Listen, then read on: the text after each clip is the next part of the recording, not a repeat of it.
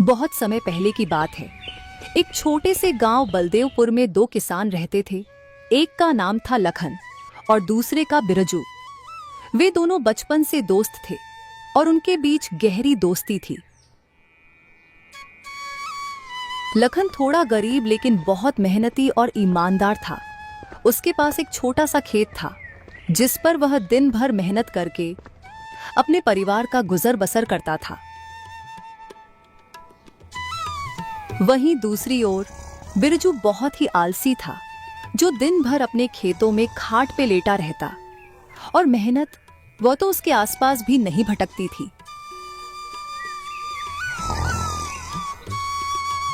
लखन की मेहनत की वजह से उसके खेत में खूब अच्छी फसल होती थी, जिसके कारण गांव के सारे लोग लखन से जलते थे। देखिए जी, इस लखन की फसल इस बार भी कितनी अच्छी हुई है। हमेशा इसके साथ ही अच्छा क्यों होता है? इस बार तो यह फसल बेचकर राजा ही हो जाएगा।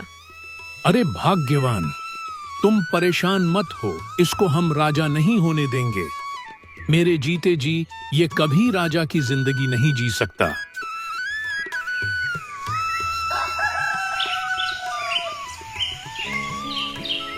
लखन सुबह उठता है और खेत के लिए निकल जाता है और अपनी फसल को देखकर बहुत खुश होता है। अब जाकर लखन की मेहनत सफल हो चुकी थी। अरे वाह, इस बार तो फसल बहुत अच्छी हुई है। लगता है इस बार अच्छी खासी कमाई हो जाएगी।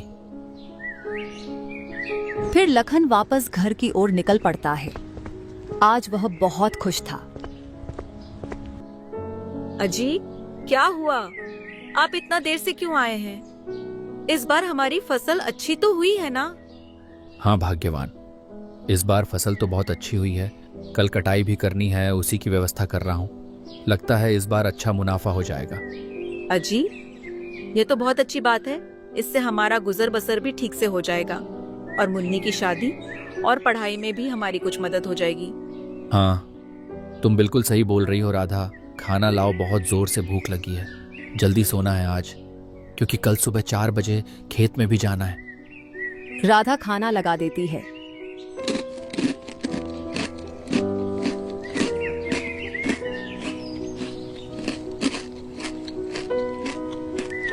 अरे राधा, ये समोसे कहाँ से लाई हो तुम? क्यों जी, क्या हुआ? अच्छे नहीं लगे क्या? अरे नहीं भाग्यवान, ये समोसे तो बहुत ही स्वादिष्ट है। ऐसा मन कर रहा है कि खाता ही रहूं। तुमने बनाए हैं क्या? हाँ जी, मैंने अपने हाथों से बनाए हैं। आपको अच्छे लग रहे हैं तो और ले आऊं क्या? और भी है? नहीं नहीं भाग्यवान, इतने काफी है। बाकी के सुबह खेत में खा लूंगा। अच्छा जी, ठीक है।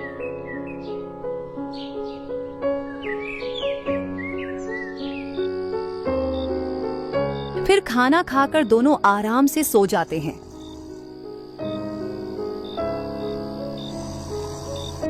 जैसे ही सुबह के 4 बजते हैं तो अचानक से राधा की नींद खुल जाती है और राधा देखती है कि मौसम बहुत खराब हो गया है। हे भगवान, अब तो हमारी सारी फसल खराब हो जाएगी। सुनिए जी, जल्दी से उठ जाइए, मौसम बहुत खराब है। हमें जल्द से जल्द अपनी फसल के लिए कुछ व्यवस्था करनी पड़ेगी। हे भगवान, इतनी तेज बारिश। भाग्यवान, अगर ये बारिश ऐसे ही होती रही तो आज तो हमारी फसल नहीं बचेगी। वे दोनों बैठे बैठे बारिश रुकने का इंतजार करते हैं। सुबह होते होते बारिश थम जाती है। भाग्यवान, अब बारिश तो रुक गई है। चलो खेत चलकर फसल को देखते हैं। फिर वे दोनों अपनी फसल को देखने खेत की ओर चल पड़ते हैं।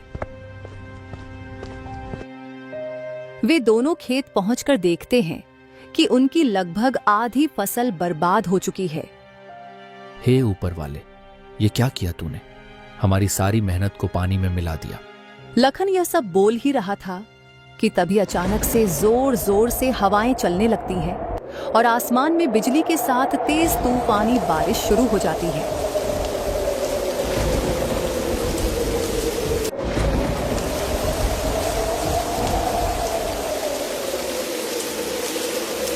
और देखते ही देखते लखन की सारी फसल उनकी आंखों के ही सामने बर्बाद हो जाती है।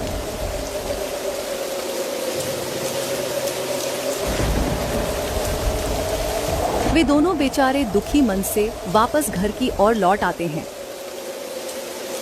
फसल के बर्बाद होने से लखन बहुत चिंतित हो जाता है। सुनिए जी, आप फिक्र मत कीजिए, जो होना था वह तो हो गया। अब हम इसमें क्या कर सकते हैं?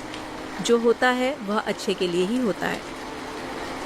उधर बिरजू बहुत खुश था। मौसम की ओर देखकर बिरजू अपनी पत्नी से कहता है, देखो, मैंने बोला था ना कि वह अमीर नहीं हो पाएगा, और ऐसा ही हुआ। अच्छा जी, लेकिन हम लोगों की भी तो फसल बर्बाद हो गई ना। आप इतने खुश क्यों हो रहे हो? आपको तो दुखी होना चाहिए।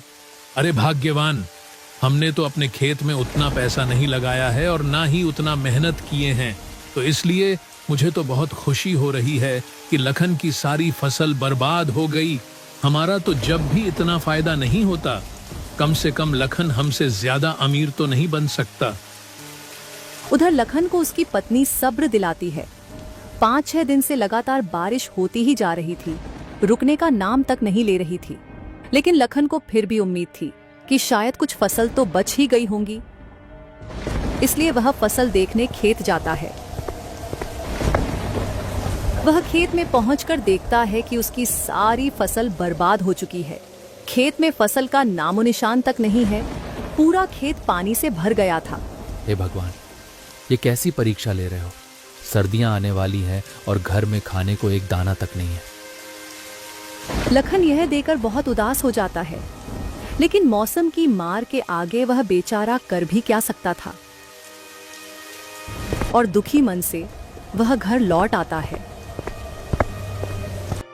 लखन घर आकर सारी बात अपनी पत्नी को बताता है और टेंशन की वजह से बिस्तर पर लेट जाता है। भाग्यवान, हमारी सारी फसल बर्बाद हो गई। सर्दी भी आ ही चुकी है। अब हमारा गुजारा कैसे होगा? घर में खाने को कुछ भी नहीं है। अजी, आप फिक्र मत कीजिए, मेरे पास एक आइडिया है। आपको तो पता ही है मुझे समोसे और पकौड़ियाँ बनाने आती है, और सर्दी भी आई ही चुकी है, तो क्यों ना हम इन सर्दियों में पकौड़ी और समोसे बनाकर बेचें? हाँ भाग्यवान, तुम सही कहती हो।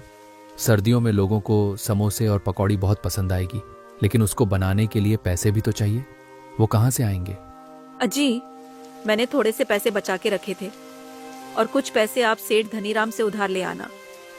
उनसे बोलना जैसे ही थोड़ा बहुत मुनाफा होगा हम आपके पैसे लौटा देंगे। हाँ राधा, आज तो बारिश हो रही है, इसको थमने दो, फिर जाऊंगा।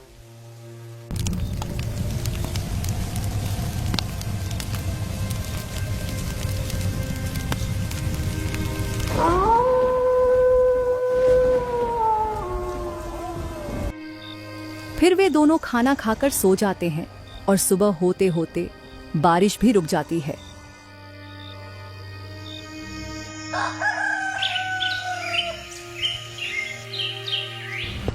अगले दिन लखन सेठ धनीराम के यहाँ पैसे लेने चला जाता है। लखन सेठ के घर पहुंच जाता है। सेठ, जो स्वभाव से बहुत ही कठोर और निर्दयी था, अपने नौकरों पर चिल्ला रहा था। अरे लखन, आओ आओ, कैसे आना हुआ आज? अरे सेठ जी, वो कुछ पैसों की जरूरत थी, मिल जाते तो अच्छा होता। अरे लखन, क्यों नहीं, मैं यहाँ समाज सेवा के लिए ही तो बैठा हूँ। बताओ, कितने पैसे चाहिए? सेठ जी, ज्यादा नहीं, बस 10,000 रुपए चाहिए थे। अच्छा लखन, मैं तुमको पैसे तो दे दूंगा, लेकिन टाइम पर वापस नहीं दिए तो तुम्हारी जमीन पर कब्जा कर लूंगा। ठीक है सेठ जी, आप फिक्र मत करो, मैं आपको आपका पैसा समय पर वापस कर दूंगा। इतना कहकर लखन सेठ से पैसा लेकर घर आ जाता है। ये लो भाग्यवान, तुम्हारे कहने पर मैं सेठ से पैसे तो ले आया हूं, लेकिन उन्होंने अजीब सी शर्त रखी है कि अगर हमने उनका पैसा नहीं लौटाया तो वो हमारी जमीन पर कब्जा कर लेंगे। अजी, आप फिक्र मत कीजिए। अब देखो, सर्दियां भी आ चुकी हैं, तो हमारे समोसे और पकौड़ी बहुत बिकेंगे। लोग बड़े ही चाव से खाएंगे सर्दियों में, तो हम सेठ के पैसे आसानी से चुका देंगे। अच्छा ठीक है भाग्यवान, कहीं ऐसा ना हो कि जो घर में थोड़ा बहुत पैसा था वह भी लग जाए और हमारी जमीन भी चली जाए। अजी, आप खामखा टेंशन ले रहे हो। ऊपर वाले पर भरोसा रखो, सब अच्छा ही होगा। लखन बाजार जाकर उन पैसों से समोसे और पकौड़ी बनाने का सामान ले आता है। फिर राधा पकौड़ी और समोसे बनाती है। राधा कुछ समोसे और पकौड़ियां बनाकर लखन को देती है और लखन उनको बेचने गांव की ओर निकल पड़ता है। समोसे और पकौड़ियाँ ले लो, समोसे, गर्मा गर्म समोसे। एक बार राजस्थान की मशहूर पकौड़ियाँ और समोसे खाओगे तो खुश हो जाओगे और नहीं खाओगे तो पछताओगे ये। तभी एक औरत लखन से समोसे लेने आती है। अरे भैया, ये समोसे देखने में तो बहुत स्वादिष्ट लग रहे हैं, कैसे दिए? कितने का है एक समोसा? 5 रुपए का एक है बहन जी, बताओ कितने दूं? अच्छा ठीक है, 10 दे दीजिए भैया। फिर लखन 10 समोसे उसको दे देता है और पैसे लेकर आगे की ओर निकल जाता है। धीरे धीरे करके उसके सारे समोसे बिक जाते हैं और लखन घर वापस आ जाता है। अरे ओ राधा, एक गिलास पानी लाओ जरा, आज बहुत थक गया हूँ। हाँ जी, अभी लाई। कुछ समोसे पकौड़ियाँ बिके क्या? नहीं राधा, एक भी समोसा नहीं बिका और मैं तो आज बहुत ज्यादा थक गया हूँ। जी आप ठीक कह रहे थे कि हमारे समोसे कोई नहीं खरीदेगा। अब तो हमारे बाकी के पैसे भी खराब हो गए हैं। अरे अरे मेरी बात तो सुनो। अरे राधा, कुछ समोसे और पकौड़ियाँ ही नहीं बल्कि सारे हाथों हाथ बिक गए थे।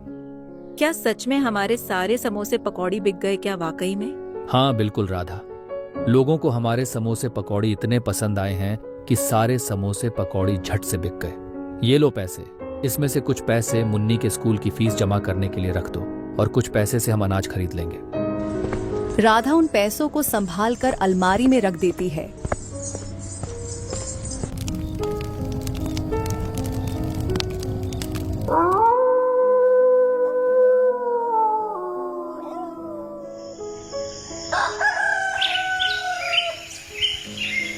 अगले दिन सुबह राधा और भी ज्यादा समोसे पकौड़ी बनाकर लखन को देती है और लखन उनको बेचने गांव की ओर निकल पड़ता है। समोसे और पकौड़ियाँ ले लो, समोसे, गर्मा गर्म समोसे। एक बार राजस्थान की मशहूर पकौड़ियाँ और समोसे खाओगे तो खुश हो जाओगे और नहीं खाओगे तो पछताओगे ये। समोसे और पकौड़ियाँ ले लो, समोसे, गर्मा गर्म समोसे। लखन ऐसे आवाज लगाते हुए जा ही रहा था कि तभी गांव का एक आदमी उसके पास आता है और कहता है, अरे ओ समोसे वाले भैया, हमने सुना है तुम्हारे समोसे और पकौड़ी बहुत स्वादिष्ट है। चलो 100 रुपए के समोसे और पकौड़ी मुझे दे दो। हम भी तो देखें कि तुम्हारे इन समोसे पकौड़ी में ऐसा क्या है। लखन उस आदमी को समोसे और पकौड़ी दे देता है और उससे पैसे लेकर आगे की ओर निकल जाता है। धीरे धीरे उसके सारे समोसे पकौड़ी बिक जाते हैं। जैसे ही शाम होती है, लखन घर आता है। सुनो राधा, हमारे समोसे पकौड़ी के तो पूरे बलदेवपुर में बहुत चर्चे हो रहे हैं। अब मेरे गांव में जाते ही सारे समोसे और पकौड़ी झट से बिक जाते हैं। राधा ये बात सुनकर बहुत खुश होती है। दिसंबर का महीना आ चुका था और सर्दियां भी अब अपने चरम पर थीं।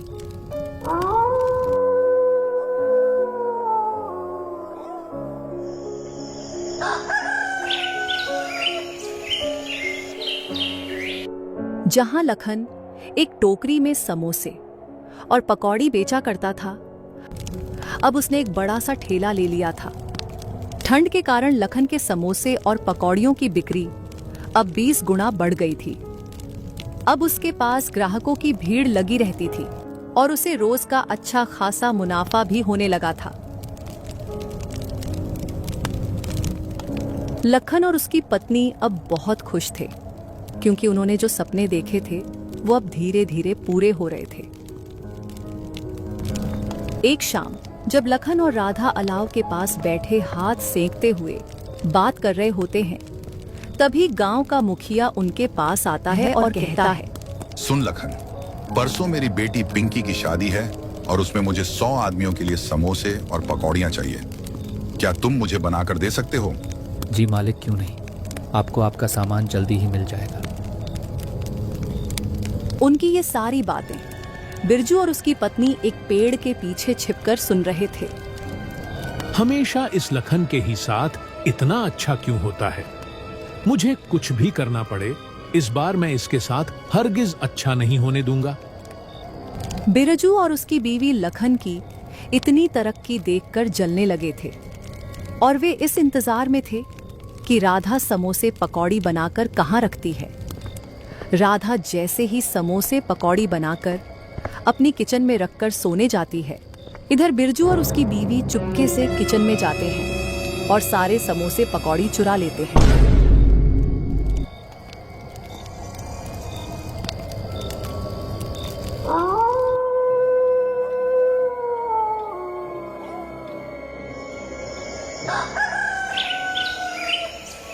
जैसे ही सुबह होती है, समोसे और पकौड़ी मुखिया के घर पहुंचाने थे तो राधा किचन में जाती है उसे। वहां एक भी समोसे पकौड़ी नहीं दिखते हैं। यह सब देखकर वह बहुत हैरान हो जाती है और सारी बात अपने पति को बताती है। अरे भाग्यवान, ऐसे कैसे हो सकता है? मैं अभी मुखिया जी के घर जा रहा हूं और उनसे बोल दूंगा कि बस मुझे आज का समय और दो। इतना कहकर लखन मुखिया के घर की ओर निकल जाता है।